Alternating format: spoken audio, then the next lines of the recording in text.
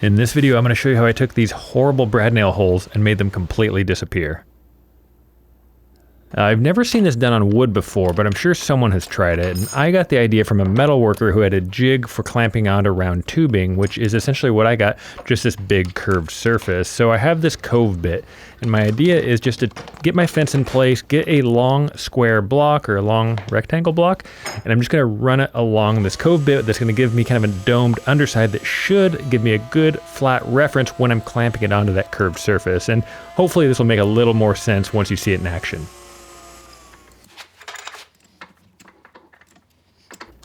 You've probably seen a dowel jig before, and from this point forward, I'm essentially just making the poor man's dowel jig, where I'm using the 1/4 inch bit, which is going to be the same size hole that I'm plugging, and I'm using that to just give me a nice straight reference through this block. And a rich man's jig, the only difference is they usually have a metal sleeve. So I'll show you how that works, but before we get to that, I got to make some plugs, and I have some of these leftover scrap pieces of wood, and I'm just trying to find the grain and the color that most closely matches each of those holes.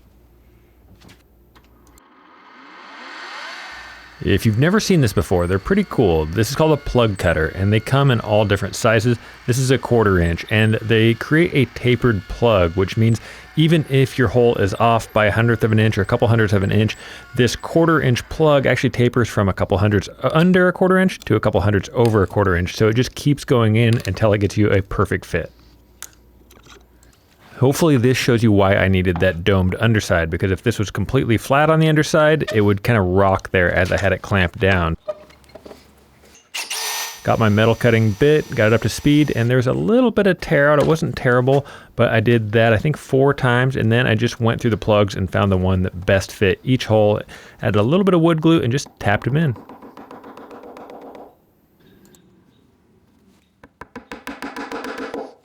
The final step to filling these imperfections is something most woodworkers do, but hardly any of them actually talk about it or admit to it, and that is just adding a little bit of wood glue with a little bit of wood dust. And I like to mix my dust. I have walnut mixed with white oak just to give a little bit of color variation, because grain has natural color variation in itself. And so I let it set for about 24 hours. You can see I also had a large gap to fill with that little wood wedge there, which I have another video on.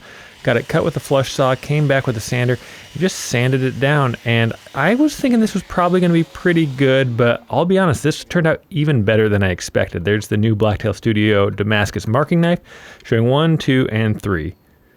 Just kidding, there's number 3. Not too bad.